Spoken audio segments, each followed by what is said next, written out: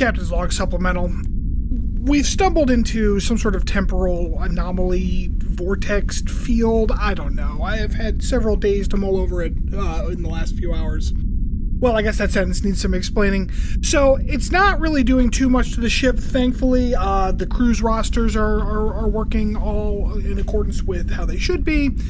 You know, the decks aren't getting warped around. You know, people aren't falling back into the Middle Ages or anything weird like that. So it's fine. Really, the only big effect so far is that in the corridor leading from my room to the turbo lift, there is some kind of dilation effect where it takes me a whole day to walk that route. Now, it doesn't actually, externally take that much time. It still just takes a couple of seconds as if I had walked it at a normal speed. And inside the vortex itself, it doesn't seem like I need to eat. I don't seem to get tired. But man, it has been very annoying having to walk an entire day just to get back to my room. Shit, I just realized I left my duty roster tablet in there.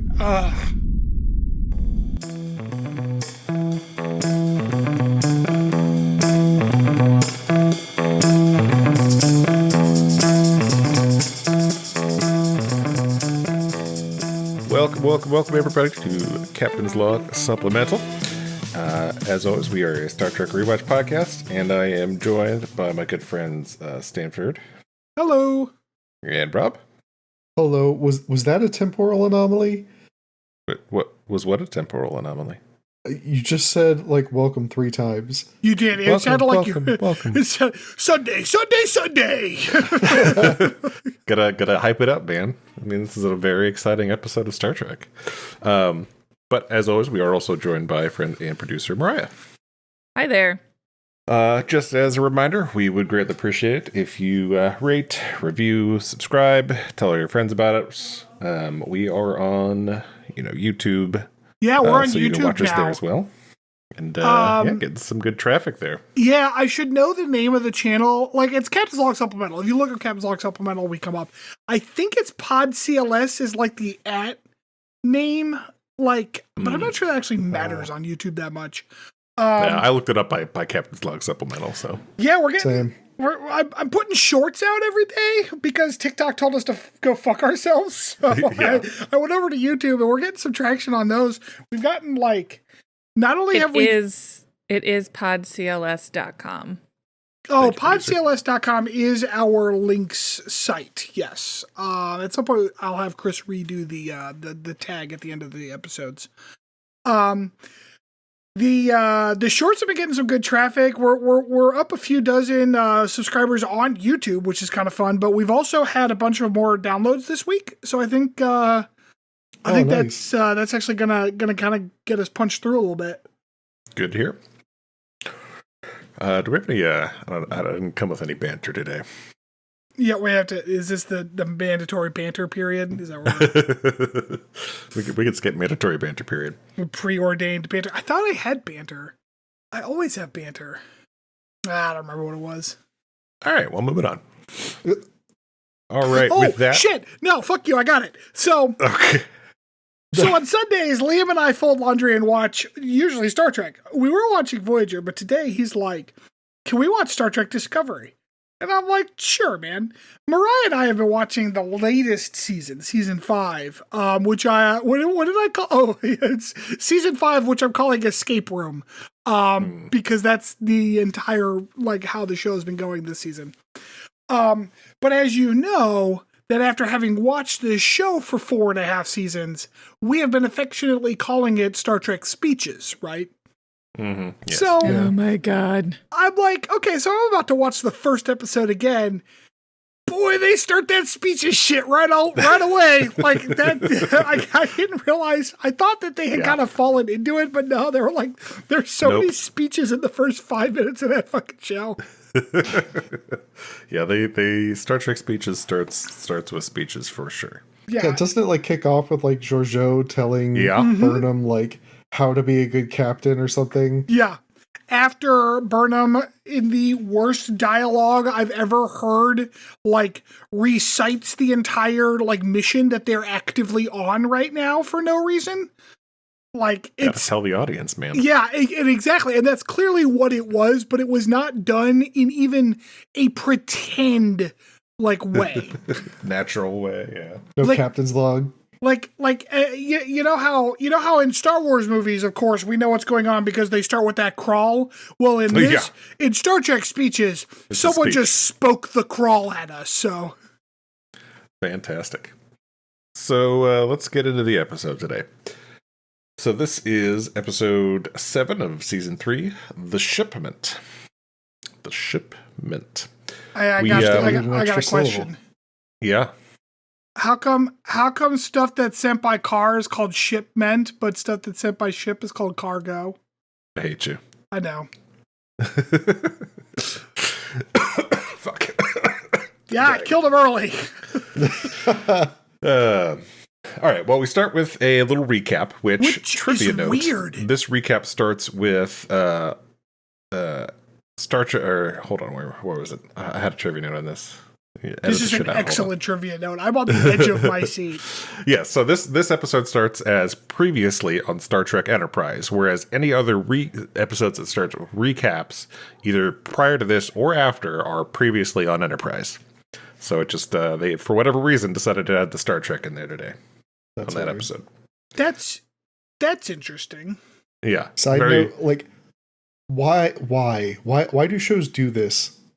Well, actually, wait, the recap or the... Yeah, the recap. So, real quick, before we get to that question, that piece of trivia is interesting because, like, prior to season 3, this show was only called Enterprise. Really? Yeah, like, when it was on, like, TV and shit, they just called it Enterprise. It didn't get called Star Trek Enterprise in any of, like, the ad copy and shit Interesting. until season 3. Weird. That must be part of why they changed it for that one, but it is odd that they didn't go back to it after that either. But go ahead, Rob. What was your question? Like, why do they insist on doing these recap things? I don't know why this one got a recap. Usually recaps happen when it's like a cliffhanger episode, right? Just because Yeah. like that doesn't happen very often in Star Trek, so they throw those recaps in that Luxana reads to you in the computer voice. Right. But like, Yeah, I or don't like know when a why this finale one- carries over into like Right, the first sure. episode of a new Right. season. I get it. Reasons. yeah, I don't know why this particular episode got a recap. Yeah.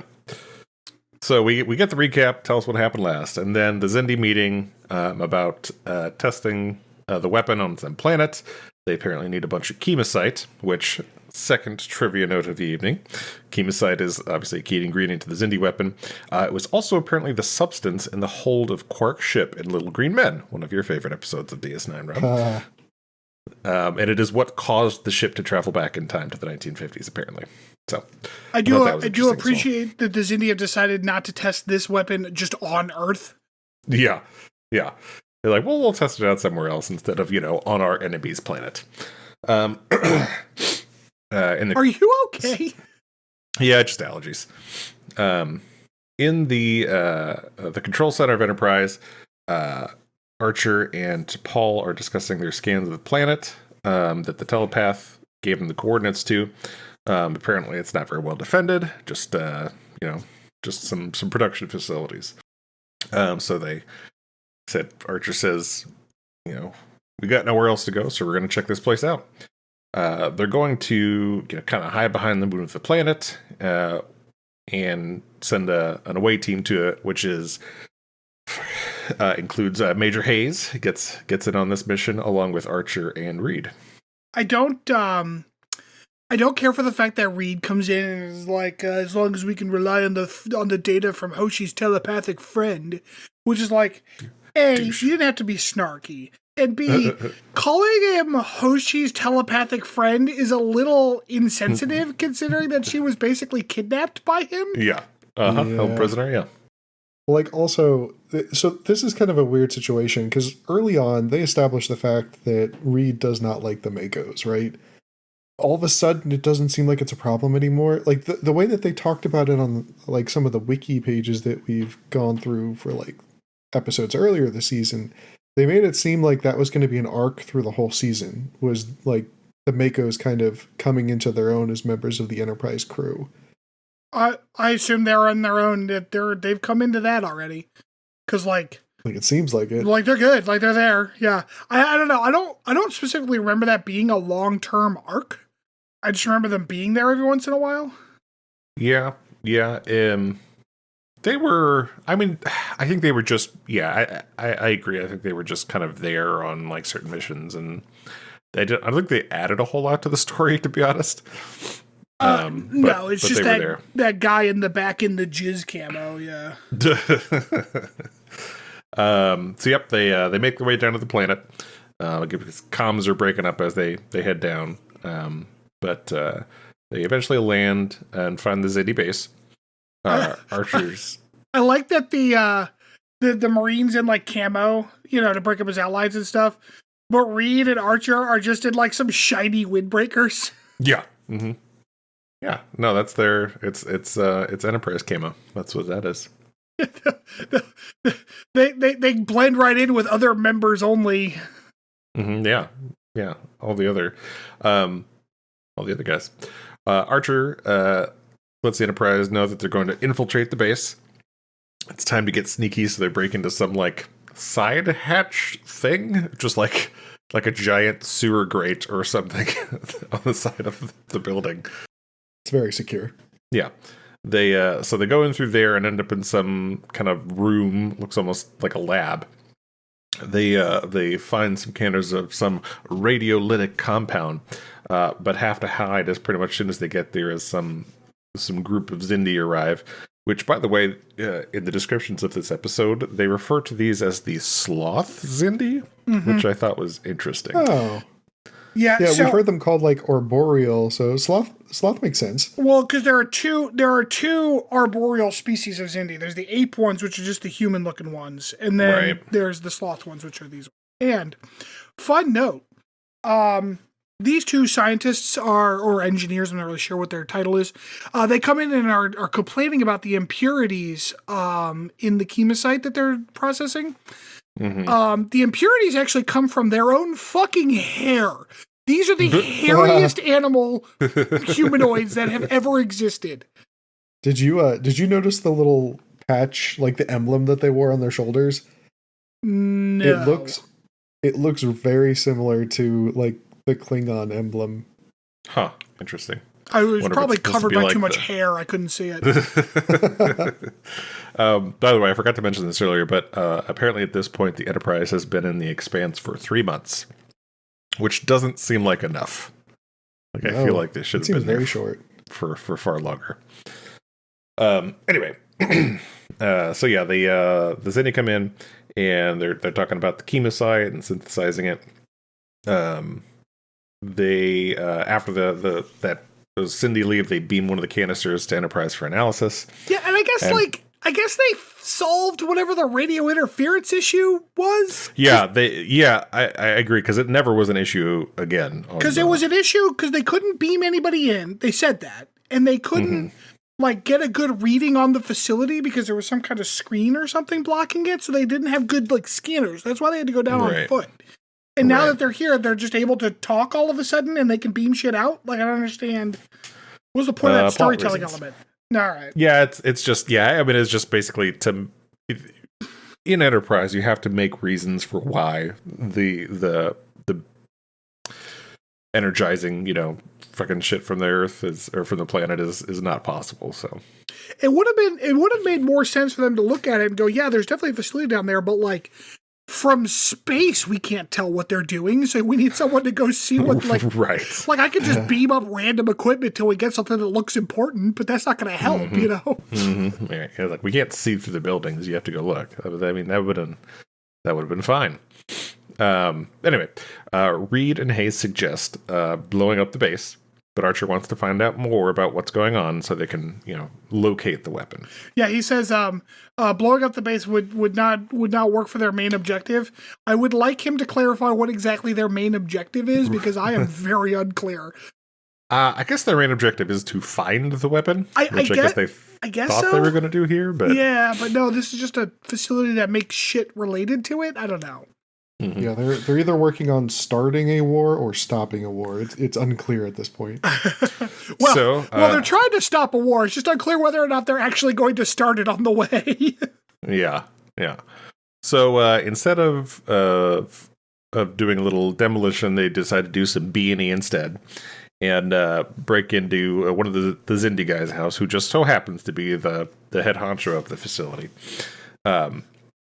Greylick is his name. Greylick. Greylick, which, trivia note, actor is John Cawthron, who makes his third outing into the Star Trek franchise. The last, probably his most recognizable one before was Captain Nudak in The Chase in Next Generation, where he challenged Commander Data in 10 Forward to the Ba'at Key challenge. That is him. Mm-hmm. So they break into Greylick's house, and we get some intimidating Archer, which by that I mean not intimidating Archer. I have intimidating Archer, and intimidating's in quotes. I have some questions for you. This guy is great, though. This guy is fantastic. Mm-hmm. He was. Yeah, he did a great job. I thought he was fantastic in this episode.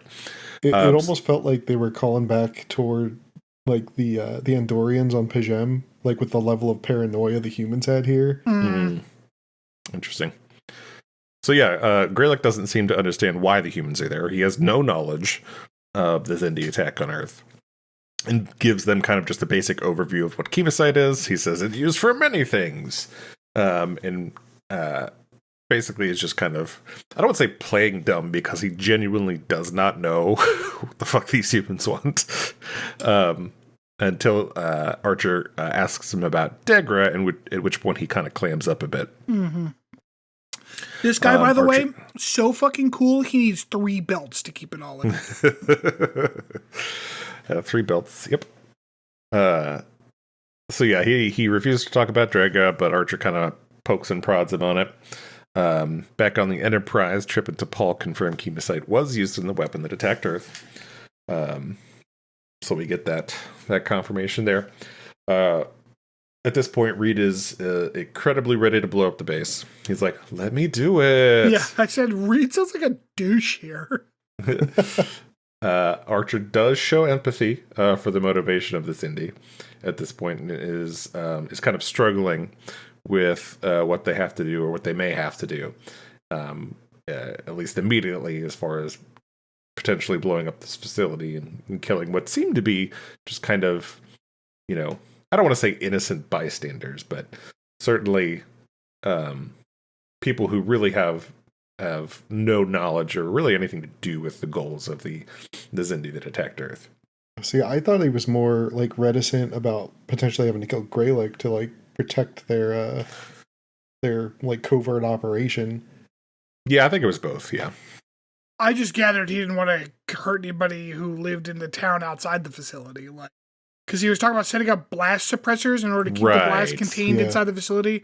Which, I don't know, the word blast suppressor just seems stupid to me. Right. It's like, you just made that up to give us an option. Yeah. So yeah, Archer does make it sound like they may need to kill Greylick to keep him quiet. At which point Archer throws a chunk of the probe from that attacked Earth at Greylick, who's like, I don't know what the fuck this is, you psychopath. This is a hunk of metal. A piece of metal. He's like, what are you doing? Explain this, dickwad. Like, if you threw a fucking piece of metal on my desk and was like, explain this, and it was like it was a part of an airplane, I'd be like, okay, I don't know what the fuck you're talking about, man. Yeah. Yeah, he says, I have no idea what you're talking about. It had nothing to do with the weapon. Back on Enterprise, they open up one of the Xindi rifles that from the captured guy, and they find some weird gooey things in them, which, ew, to this whole plot line. They were maggots. I'm not really... They're canonically like maggot magazines for rifles. Maggot zines? Maggot zines. I'm not really certain. Maybe it'll come back, but I'm not really certain the purpose of this particular B-plot. I think this was filler, to be honest with you. It may have been. I found it to be kind of silly on its face, because, like, why haven't they taken these guns apart weeks ago? It's a good question. They just didn't have the time. I guess Did not. not have the time. So yep, they little magazines pop out and new ones come in their place. They help apparently regulate the energy of the weapon. Back on the planet, Greylock admits the chemosite came from their colony, but confirms he had no idea what it was for. We get some light Xindi on Xindi racism here. Right. Mm-hmm. Yeah. He does seem to kind of have to be sorry for it, and certainly at least acknowledges their fault and their kind of, I don't know, greed for the order and not asking more questions as far as what it was going to be used for, which kind of definitely endears him to the audience. The fact that he seems like a kindly grandpa, endears him to the audience. Yeah, he's like, I don't know what you're talking about. Come get some cookies and let's just chill by this. Why don't fire. you sit on my lap and tell me what's wrong? It's like a sloth Santa Claus. Yeah, sloth Santa. So do we ever see him again later on in the rest of Enterprise? Fuck if I know, man. I don't remember. I don't remember. Okay. Yeah, come tell Papa Greylick what's wrong. What's the matter?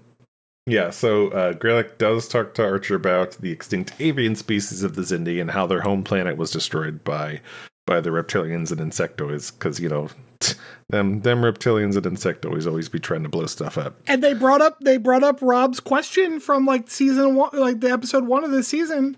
They brought up it's weird that so many different sentient species evolved on your planet, and he's like, It's not just 5, it's 6. Yeah. Keeping that intrigue point alive for you, Rob. Thanks. He's like, I would like to think that they didn't know what they were doing, because they apparently set explosives underneath the mantle of their planet or something, which was already unstable. And oops, all explosions, and the planet exploded. So at this point, Hayes lets Archer know that the dampeners are in place. The explosion dampeners. The explosion suppressors, yeah. The blast suppressors. For dampening the explosions. They're in place. I think, and if I understand it correctly, I believe blast suppressors work like noise-canceling headphones, where they basically just set off another explosion, but in the opposite direction. In the opposite, yeah, 100% correct. That is exactly how they work, yeah. Hayes also mentions that it seems like something's going on at the facility. We kind of cut to another Xindi ship landing, and some reptilians and Degra are there. Back on Enterprise in 6 Bay, Phlox talks about how the gooey worms regulate power output of the weapon. He then goes on about how he was torturing these worms. Okay, I have a question. And, he's like, I was doing all this shit to them. Here's the thing. Do we remember the Cum Monster episode? Yep. Yeah. Where Phlox very specifically was like, I am not going to hurt this creature. Now he's like, I just dosed these fuckers with every radiation I could find and see what hurt. Such a 180. Yep. He's like, he's got a whole jar of dead ones. He's like, I killed all these motherfuckers. And he's got a whole jar of alive ones like these ones, though. Whew. Yeah, he's like, Omicron radiation. Man, that gets these worms horny. That better come back. Yeah. So we get that fun aside there.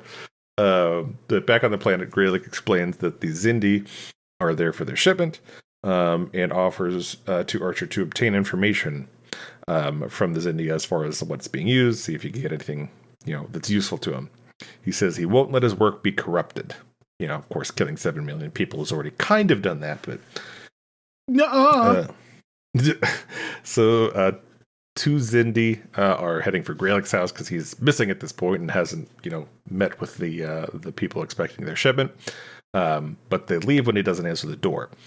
Everybody's kind of hiding quietly. Archer and him hide in there, a la like when Mormons come and knock on your door and you have to hide. Exactly. Back on Enterprise, they are doing weapons testing with the Xindi rifle, which goes great. The Reptilian and Degra are annoyed that their shipment isn't ready. and they personally go looking for Greylick. At this point, Greylick and the away team have kind of run into the forest to try to, I don't know, temporarily hide from the others in deep. All right, I have a question. Uh-huh. So they're running through the forest, like you do, like that Robin Hood song. Robin Hood and Little John. Yeah. So So fucking Captain Archer and Lieutenant Reed running through the forest. Archer and Greylick running through the forest. So they're going through the forest, and I guess like they come to an area where they're like, oh no, there's drones coming toward us, right? And by the way, these drones are fast as shit. Very fast. Then Reed, like, they're continuing to advance, and he decides that the best tactical way to do so is to do this little, like, skiddly jump up onto a rock for, like, a second or two, and then he hops back down, and I cannot figure out why the fuck he got up on that rock. Dude, tactical Reed is the best Reed. Parkour. It's so stupid. It's definitely, if you've seen that episode of The Office, it's fucking just parkour. And understand that, like, I watched this episode this week after having been making, like, shorts for us for the last 2 weeks, and I'm like, oh, that motherfucker's going on YouTube for that shit. No, Chris, you are absolutely right, though. Reed is totally the Dwight of Enterprise. The parkour. Dwight. Gosh. They're being pursued by the drones. Eventually, they kind of get cornered, and then they just start blasting. Although one of the drones escapes, Greylick at that point suggests hiding in a cave to hide from the Seekers because the scans can't penetrate it or some such. While they're shooting at the drones, like Archer is shooting at a drone, he takes a shot, and then Reed crosses directly in front of his phaser. And then he takes another shot. So I don't know what... Like, Reed may be the most tactically inept person that has ever existed. He's comically awful. You do not walk into a buddy's path of fire. He's doing... the other good. thing I noted was, like, all of his shots missed. Yeah, Reed didn't hit shit. Yeah. Yeah, he was very, very not good. When... sorry, lost choice. So back on the ship. On Enterprise, Trip is trying to fire the weapon. They are doing a weapons test with no eye protection, no ear protection.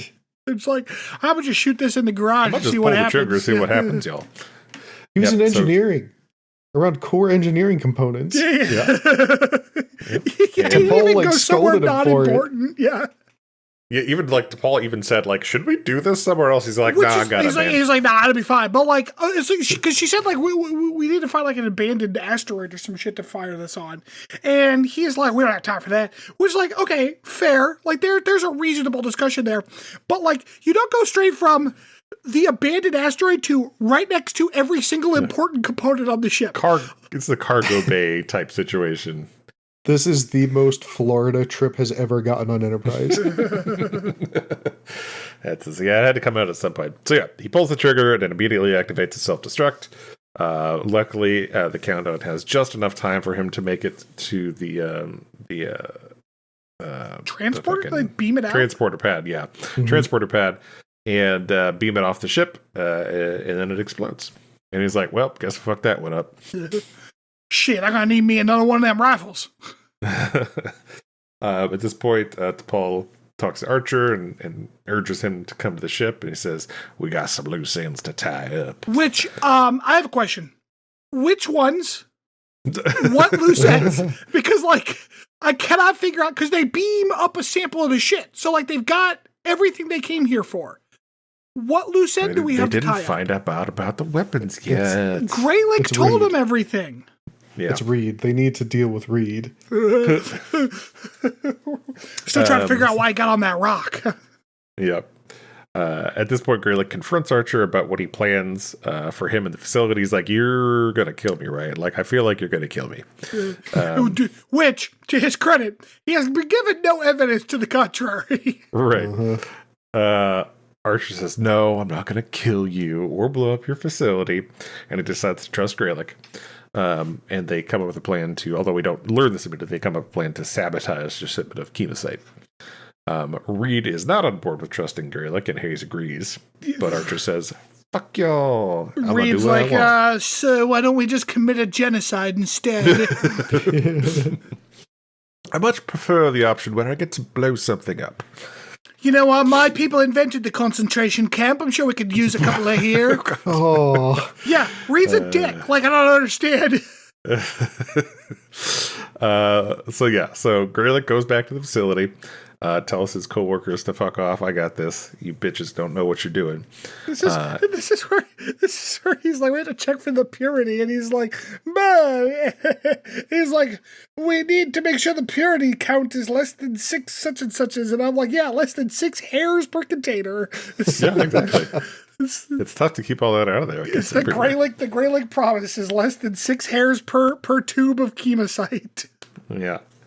So very quickly, Degra and the Zindi come and are all angry and stuff at Greylick. And tell you what, he is a smooth talker. He's like, bitch, I was hunting. Your fucking drones are strong.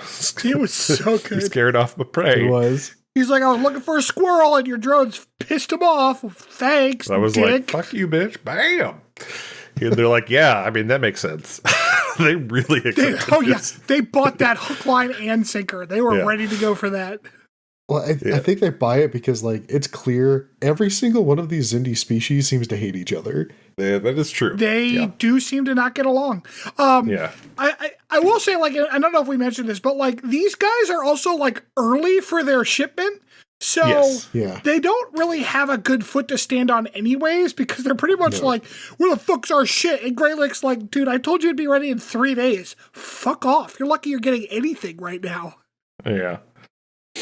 So at this point, Archer and his team are kind of monitoring the Zindi ship.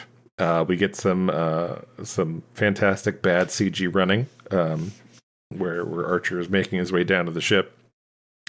He infiltrates the Zindi ship and does something to the chemosite. Okay, so here's what he did to the chemosite. Put more hair in it. Yeah, they put a human hair in it so they can find it. So they said they had that sample back up on the ship, and Hoshi said that they adjusted the radiolytic signature.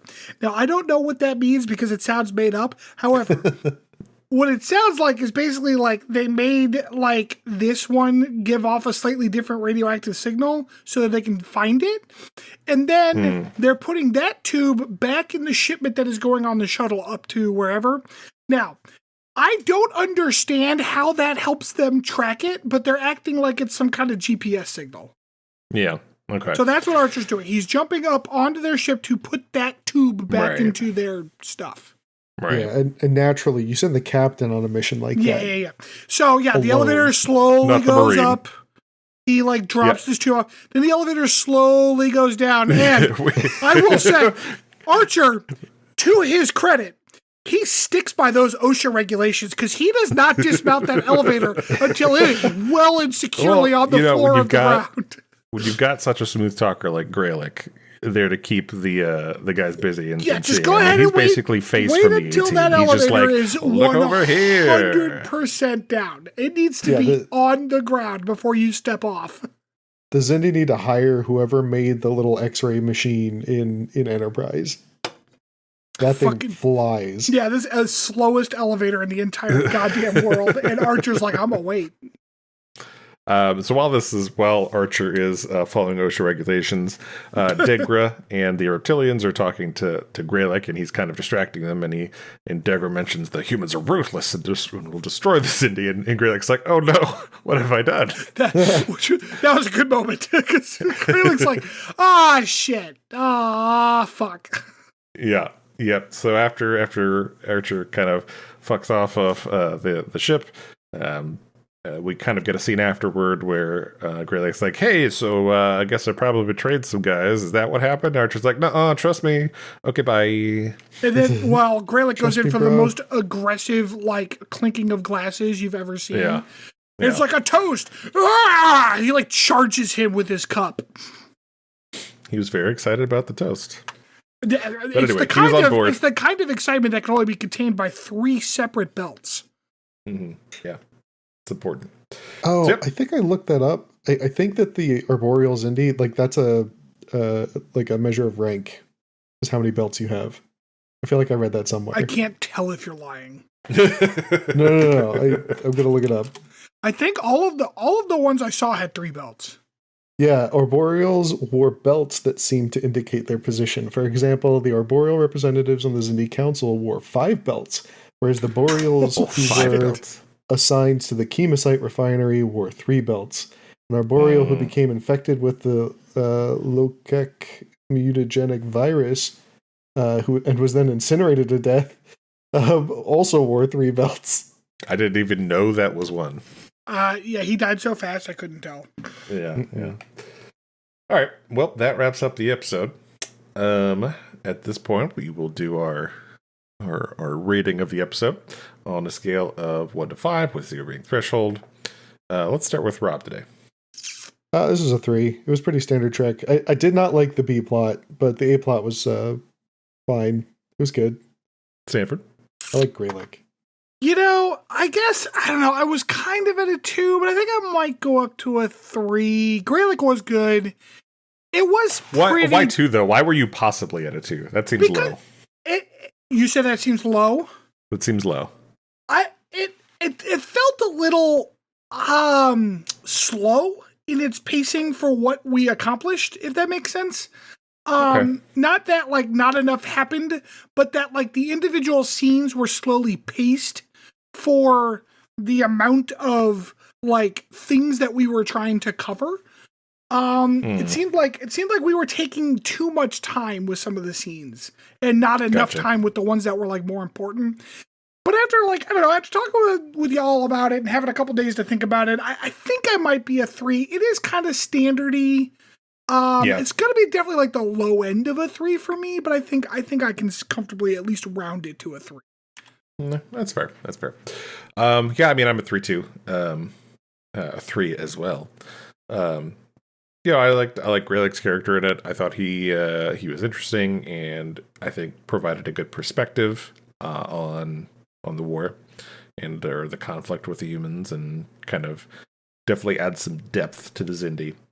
So I think that was enough to bump it up to a 3 for me. But yeah, generally pretty enjoyable. Greylick carried the episode. He did. All 3 belts of him. All 3 belts. He's a 3-belt man. 3 stars. Ooh, man. Oh, man. If we ever have our own, custom rating, whatever, we're going to have to do it in belts. But this episode was a 3 out of 5 belts. 3. Oh, man. All right. Well, when we get back, we will get into our deep dive for the episode.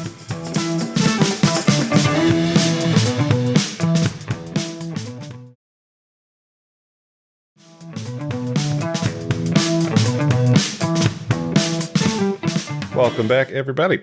All right, so for our deep dive episode, I wanted to, this kind of inspired me to kind of look into some more famously historical traitors, because we kind of ended the episode with Greylick kind of thinking about him possibly being a traitor, which I guess in this traitor. Traitor. Oh, I'm sorry. I thought you said trader. Traitor. Traitor, Traitor. Yes. Yes. A Benedict Arnold. Okay. Yes. I thought you said trader, like one who sells shit. And I'm like, okay. No. Traitor. Right, that seems weird. Traitor. Okay, a traitor. Traitor. Yeah, but nobody says it that way. So Rodiart. Right. Man. Okay. I wanted to go kind of touch on a few more of the more famous ones, and maybe some possible motivations for why they were traitor. Obviously, in this episode of Star Trek, we kind of said, he didn't want his work corrupted by the murder of people, which seems like good motivation. In my research and looking into this, I don't think some of the more famous ones had that good of a motivation for becoming traitors. And with that, I will start with probably one of the most famous ones is Benedict Arnold, as you mentioned.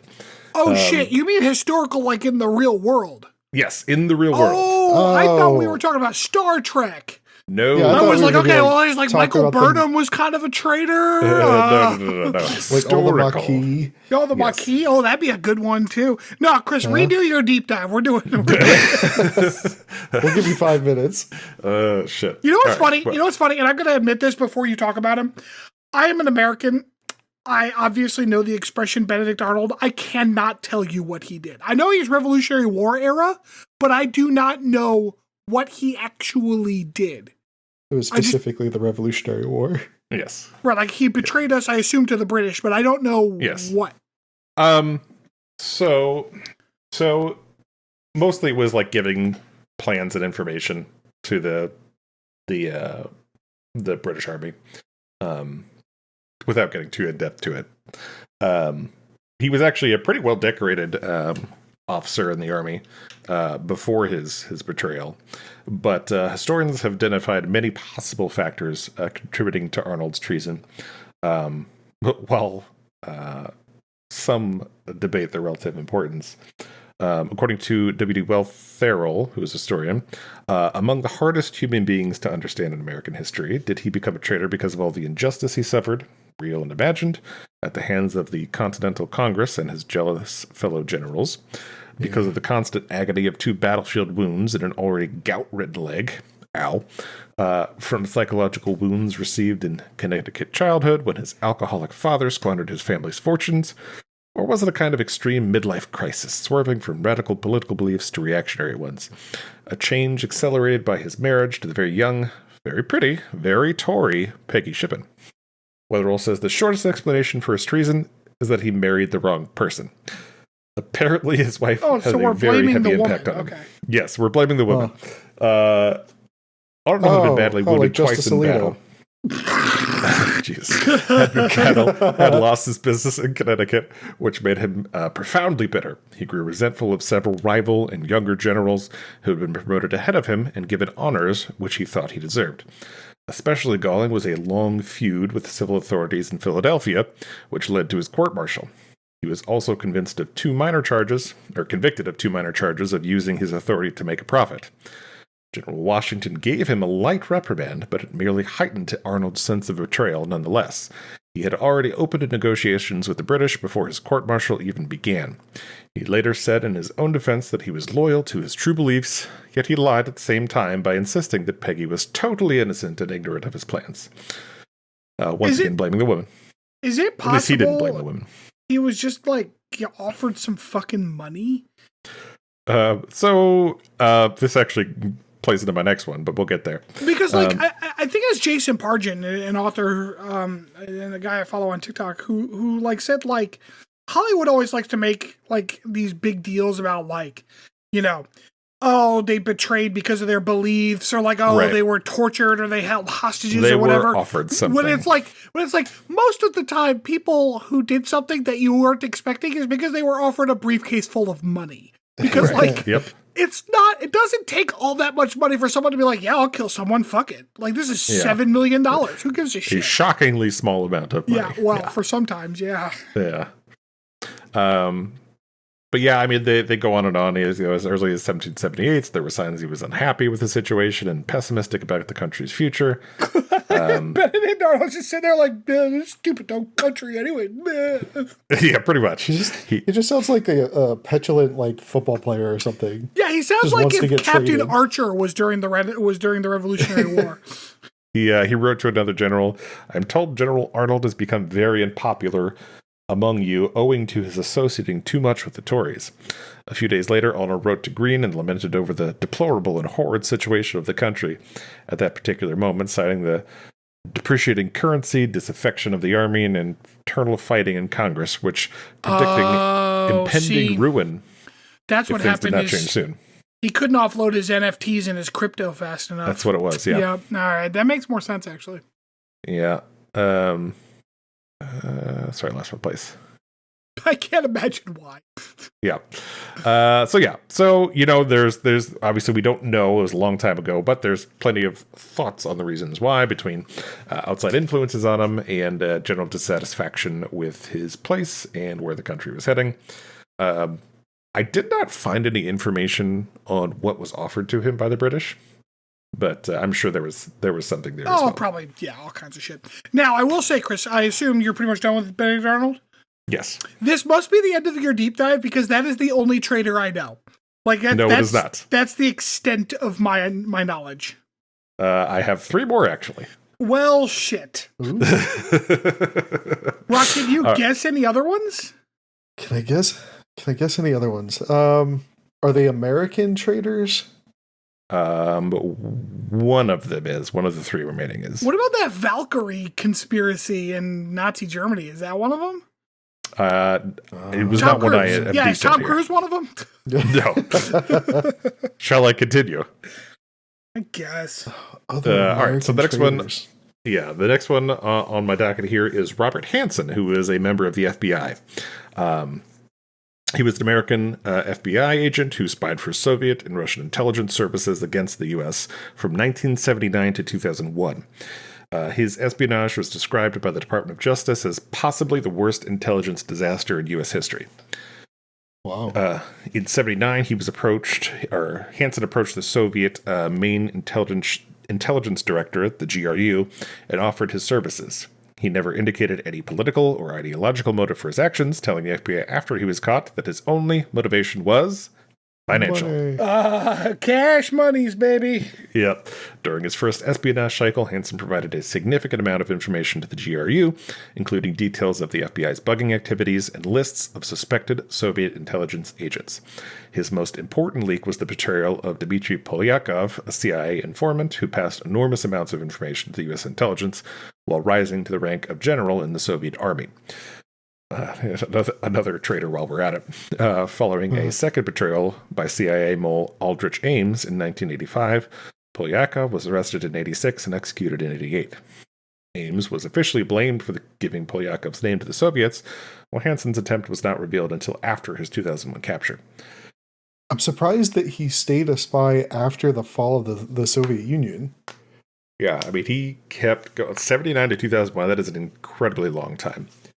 Is that how long he was actually doing the work, or is that how long Yes. it was? Oh, okay. Yeah.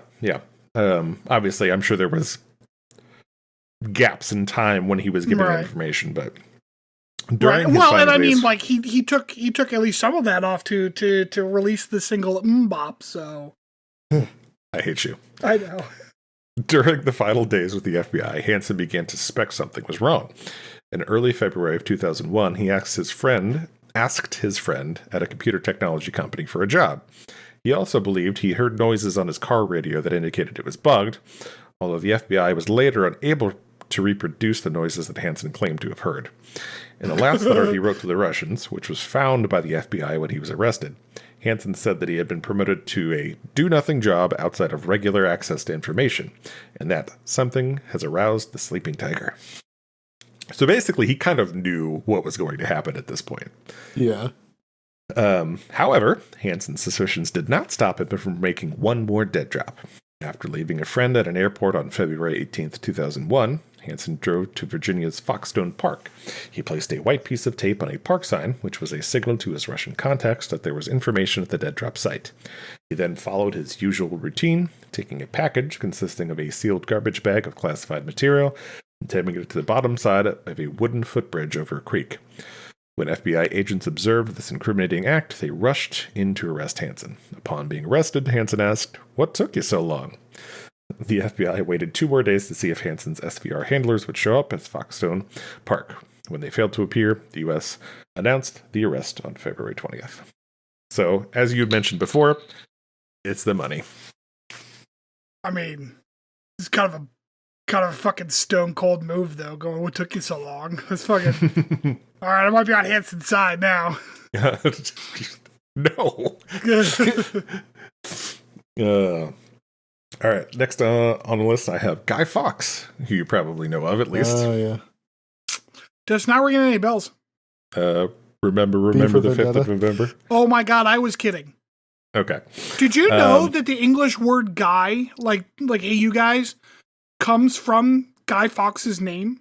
Really? Interesting. Yes, the word guy as just a generic dude is actually because of Guy Fawkes. That was just a name before that. So, Guy Fawkes, also known as Guido Fawkes, which I thought was interesting. I don't like that. He was... was he Italian? No, he was, while fighting for the Spanish, was a member of a group of provincial English Catholics involved in the failed gunpowder plot of 1605. In 1604, Fox had become involved with a small group of these English Catholics led by Robert Catesby, who planned to assassinate the Protestant King James and replace him with his daughter, third in the line of succession, Princess Elizabeth. So this was more of a religious conflict than necessarily kind of country on country. Yeah, does that count as a traitor then? Because he was working, he was not Protestant.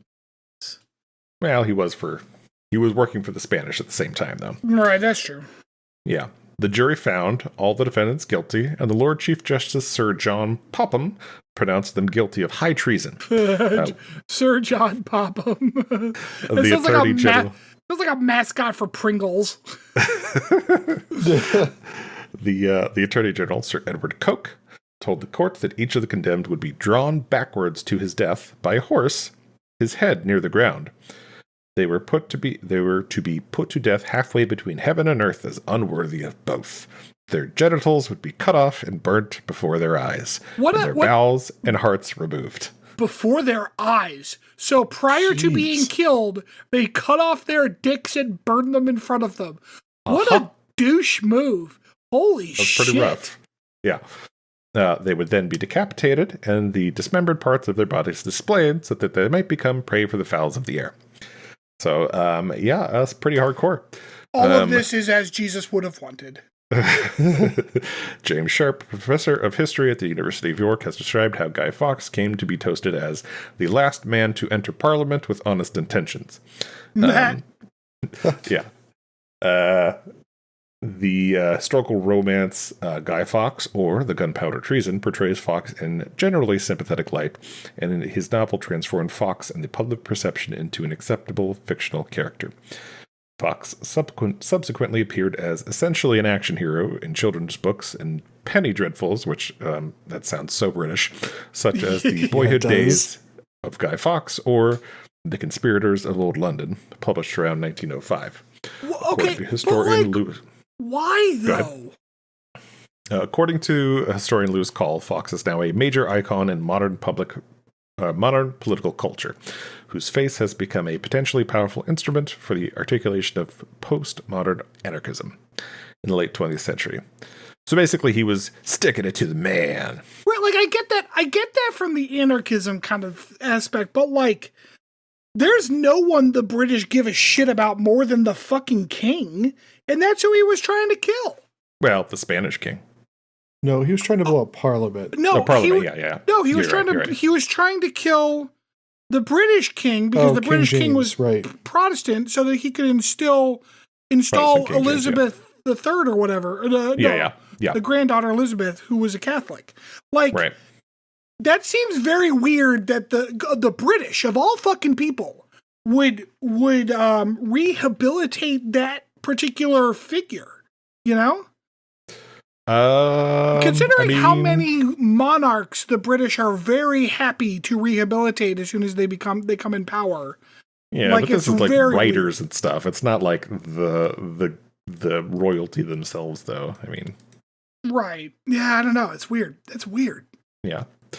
So last on my list is Ephialtes of Trachis.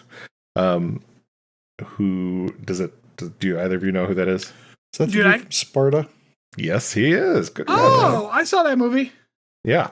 So he was the hunchback guy who couldn't put his shield up enough. Yeah. I couldn't find any information on whether he was actually disfigured or not. I don't think he was. I highly doubt it. I don't think so. Believe it or not, Xerxes was not actually a god either. I don't know. Yeah.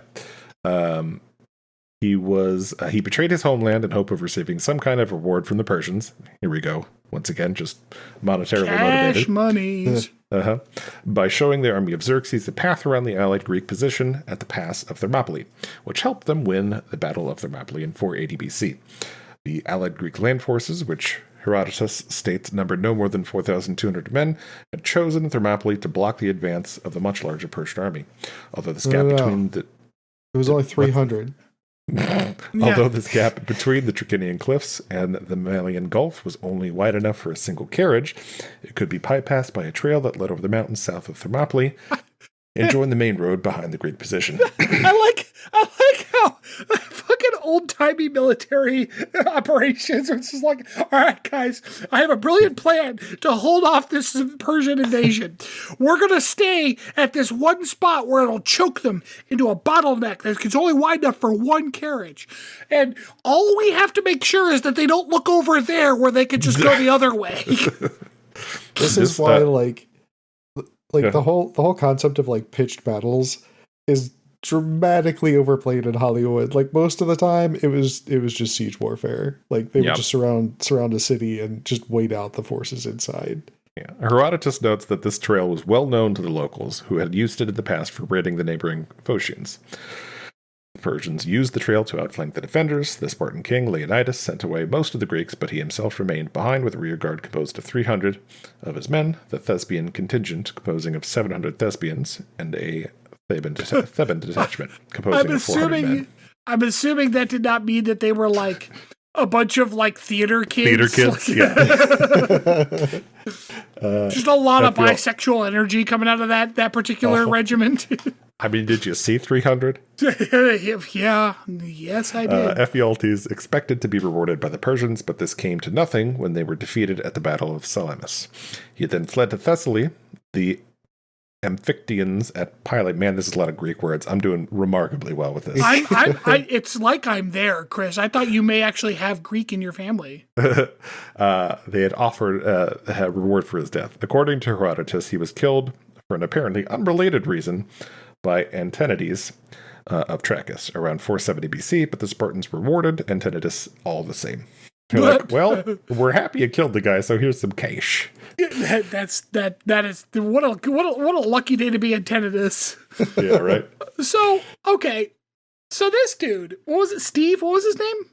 Ephialtes. Yeah, Steve. So his plan was to tell the Persians about the goat trail they could take in order to not die. A trail that everyone else already knew about. The Persians didn't because, like, I guess they weren't from there, which is fair. Yeah. But, like, he couldn't lie to anyone and be like, I didn't tell him. I don't know who did. Like everyone knows about it. It could have been literally, maybe they tortured some local and got it out of him. I don't know. Well, but he was the like, problem was he stood at the top of the cliff and shouted it down at the Persians. He's like, remember to pay me once you go take that goat trail. As they were slaughtering the Greeks. Remember, I need a reward for this. Remember, it's Steve. Well, that wraps up our look at some historical traders and what their motivations were, for the most part, except for those embellished by historians and writers. Thus, they want the cash. Woo! Cash. All right. Well, when we come back, we will have some potpourri.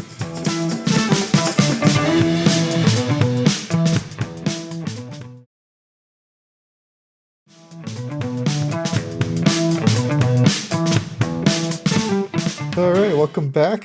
So for this week's potpourri, I thought we could take another look at some Reddit hot takes. Fuck. Well, like you all saw the post I put in Discord a couple days ago. That's what inspired me here. So yeah, I went digging through the Star Trek subreddit for some, shall we say, controversial posts, just to see what's been drumming up over there. So Star Trek. Sorry, one real quick though. At some point we're gonna have listeners from this fucking subreddit. Sure. And let me just say that. Let me just go ahead and annihilate some people right quick. The Star Trek subreddit is one of the broadest spectrum of people I have ever fucking seen. Yeah. Because you have people on the one side getting upvoted for like, I can't believe that this episode of Enterprise ever made it to air. It is some of the most egregious sexist bullshit I've ever seen. And then, like, on the other side, it's like, Captain Picard didn't fuck enough people. Fuck him. And that also has upvotes. So I don't know what's happening. Oh, you're going to like some of these then. Am I? All right. So this first one here comes from Lupercus, but spelled wrong. So is there a proper way to spell lubricus? Yes, it was I think it was mother, adopted mother of Regulus and Remus from Roman lore. This has two P's in it instead of a single P. I've never seen it spelled this way, so it's wrong. Oh, it's like that Steve guy from Sparta. Okay, I got you. Yeah. So the first one's titled Prime Directive or No Prime Directive. Regarding the Prime Directive, as I've seen a lot of discussion on it recently, I have come to the conclusion that it is not objective, clearly defined law, but it can be subjectively interpreted by the captain or commanding officer in general. I mean, it is treated that way. Yeah, he's not wrong in what it's used for as a writing tool. Yeah. But it is called the Prime Directive. Like, that implies an objectivity to it. Oh, my dog is yakking in the background because he Hemi! He so didn't like that take. No, he did not like that take. But yeah, this is some defined, executive action somewhere, right? Like, they didn't just start reciting this as, some Starfleet mantra. Yeah. It's definitely defined somewhere. Okay. Well, yeah, I mean, Memory Alpha has a bunch of it itemized every time that someone else points out another section of it or whatever. So right. In dialogue or on screens in the show, it has definitely been somewhat itemized as to what all's in there. There's some sort of legislative standing behind it. I'm not even sure legislative is the wrong word because technically it is a military doctrine, not actually a law. Yeah. Right. Because Starfleet is an institution that exists outside of the Federation. So it was not voted on, if that's your question. Okay. Speaking of and if anyone disagrees with me, you come fucking at me. They've got courts martial, you can piss off. I was going to say, speaking of military, there were a couple of those posts that I specifically avoided. They go by every week or so. Yeah, that was going to derail us a little too long. All right, next up, by AAA Ahmed Shin. We reboot the original Star Trek a great deal, but will Next Generation ever be rebooted? No. Why? Next question. The original, it was rebooted into movies. Do we want Next Generation movies? I will say, I think that it is fair to characterize some of the story arcs in Strange New Worlds as a reboot of the original series. Isn't Picard a reboot of the Next Generation? No, it's a sequel. No. He's just old in it. He's just older. But it's a It's not a reboot. Okay. But like Spock, Uhura, Kirk, they're all recast as a rebooted character. Right. In Strange New Worlds. Yeah, that's fair. So I guess the original series has been rebooted 3 times. I'm sorry, twice. Yeah. Twice. It originally and then the other 2 times.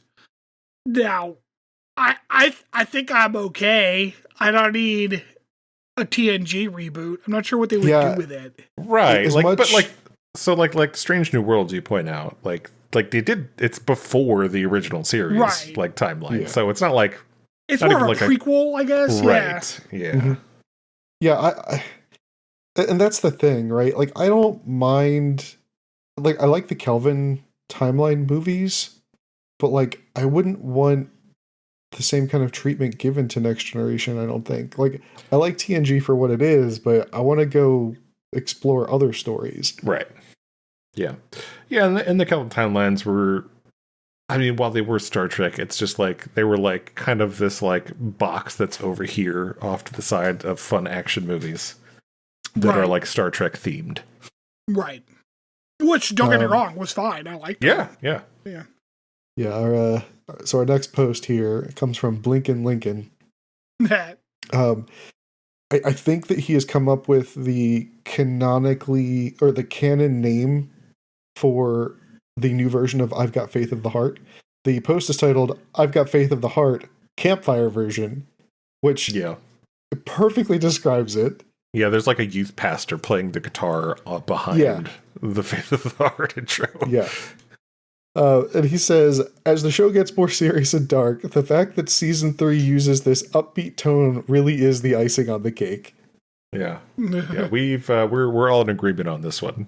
Yeah. How many times the jarring change from the cold open to the jingly new intro. Ugh. Like, even this week, like, I had it in my notes. The line right before is a matter of weeks. Jingle, jangle, jingle, jangle, jingle. Like, it's just so tone deaf. It's really funny. Yep. Ironic considering it's a song. Yep. Yeah. Leo Stotch asks, do the Vulcans in Enterprise get any less sufferable or insufferable? No. No, I mean, in the way that they don't show up as much. Although, like, I don't know, it's one of those things where, like, I don't think so. Having now watched the original, the first couple episodes of Discovery again, and having seen Vulcans elsewhere, the problem is that, like, Vulcans who actually belong to high command are insufferable douches. Mm-hmm. Like, the only Vulcans we like are the ones that belong to Starfleet. Yeah. And it shouldn't be surprising because on Vulcan, it's supposed to be like this meritocracy, and I guess that's true. But the problem is that, like, when everyone's so competent, the only way for you to look more meritorious is if you're just a braggy douche about it. And so, like, they have an entire society which is built upon braggadociousness.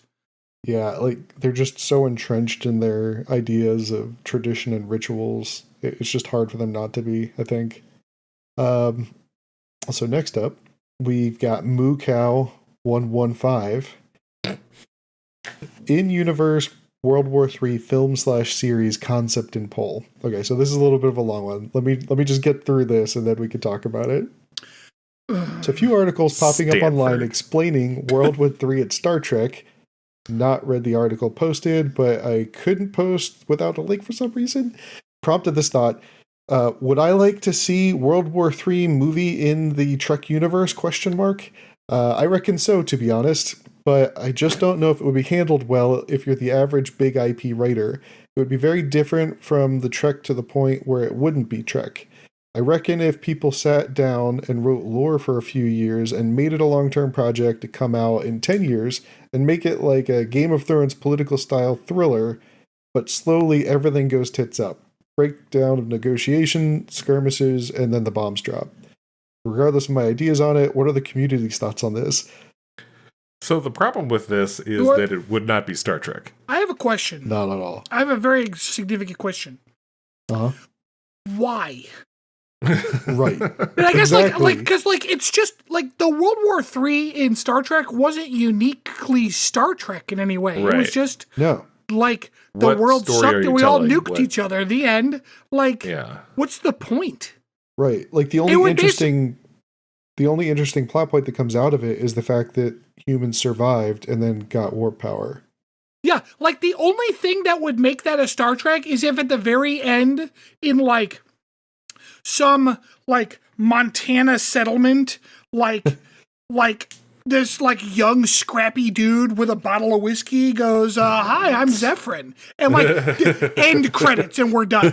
Because, like, there's really no, like, other anything about World War III in Star Trek that is significant at all. There's no compelling story to tell there. Now, we know what happens. Everything sucks. If you want to tell the Khan story, that could be pretty fucking good. The eugenics wars? Yeah, that could be interesting. That could be good, because Khan is already a character in that and has a very specific role to play. And if they found a good actor for it, that would be compelling. That'd be some good fucking Game of Thrones-esque political shit. Pedro Pascal. Oh my God. Oh, I'd want to, I'd be on Khan's side so much. Yeah, and I feel like that would make an interesting, like, little mini-series. Yeah. And actually, like, if you make, so you make Pedro Pascal, oh man, what a great idea. Cause it was Ricardo Montalban. Yeah. So you make Pedro Pascal Khan and you make him really fucking, like, compelling and, like, interesting for the first few episodes. And then you have him start to go mad with power and you start hating him later. Right? Because that's the way to do that story. Because he was wickedly charismatic. Like, that's part of his tale. Oh Right. man, you could do a great fucking con story. I have a question though about the World War III thing though. Okay. Like, how would you all feel if someone did a movie where they did like a World War III movie? No one ever said it was Star Trek, but at the end they put in that Zephyrin Cochrane thing. 10 out of 10. No notes. It'd be fucking perfect. And that's it. Especially if they never advertised it that way and it Right. just popped Yeah. out. Don't even What a great People leave moment. because they're so fucking confused. Yeah, even put it in the because there'd be like previews. 6 people in every theater that was like, oh, fuck! Like, would that be the equivalent of what it was like when everyone found out that Darth Vader was Luke's father? But man. only for a few people. My dad says that moment in the movie theater was like a shock went through the entire crowd. Yeah. That's what I mean. Yeah. It would be this shock. For like Oh, the 6 people who understand Star That'd Trek. be It would fucking be so great. funny. Yeah. That would be funny. All right. So once again here, Stanford, please hold your comments until I'm done the dramatic reading. God damn I'm it. only gonna read the title, and I'm going to read the last sentence. This comes from Podgorama. The Borg were really just the result of a health and safety committee, HR department, and a diversity and inclusivity council getting together, and things got out of Jesus hand. Christ. The last sentence is, their mission became to make the galaxy an equal opportunities, Oh my zero God. discrimination safe space. They Oh, are for just a bit misunderstood. For fuck's sake. Like, I have to think this is a troll post. They're right? Like, trolling, this is just bait. for sure. Of course it is. With the way that it's written. Like, there was definitely, like, I feel like there's definitely somebody out there who could turn them into, like, the woke aliens or something like that. Yeah. Yeah, the Borg or what happened when woke goes too hard. Yeah. Yeah. Yeah, like one of the lines in here is, why are the external lights green only? Advertising their recycling credentials. During Pride Month, all spheres are rainbow colored. Oh my I know, God. like that joke in isolation, though, that's pretty fucking funny. Yeah. I'm not gonna lie. Oh, shit. And then we're going to wrap up this week with the post that started it all. Blue Streak XP asks, could you envision Kevin Sorbo as Jonathan Archer? Oh my God. Yes, absolutely. yeah, I have no problem envisioning that whatsoever. You know what needs a reboot? Disappointed. Andromeda? Because he already was a space captain. Yeah. Yeah, it was a, what was that? Andromeda. It was Andromeda, fucking that's stupid. right, yeah. It was a stupid show. Yep, Yeah. it was stupid. He was Yeah, stupid in it, and he's still stupid. The full post is, after watching several Andromeda episodes, I couldn't help but wonder if Sorbo got the job as Archer and led Enterprise. Would it have been more action, or would the show have stayed at its same pace? I don't understand that sentence because, like, I've seen Sorbo act. It's not any different than Scott Bakula. It's like No. white guy with long hair. What's the difference? Well, Yeah, I mean, being I guess melodramatic. like Okay, like, I don't, like, I'm not saying Bakula's great or anything, but Sorbo's really bad. yeah. So there'd be no difference. I don't understand. Like, I don't understand why this guy's like, would it be more actiony? It First would of all, be worse. It would be that's worse. not how actors work. They're not the ones writing the action. God, I just want to take this time to remind all of our listeners that they specifically had Bakula pegged for Archer. Like, this was on purpose. God, I hate this show so much. All right. Well, on that note, thanks for listening in for another week of Captain's Log Supplemental. As Chris mentioned at the top of the pod, please remember to like, review, share us with your friends. All that stuff really helps us reach out to the broader Star Trek community. You have anything else to say before we wrap up for the week? No. Nope. All right. Have a nice week, everybody. Bye-bye.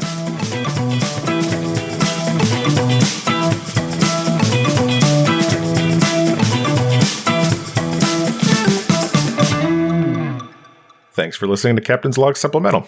You can follow us on Twitter at PodCLS or send us hate mail at podcls3@gmail.com.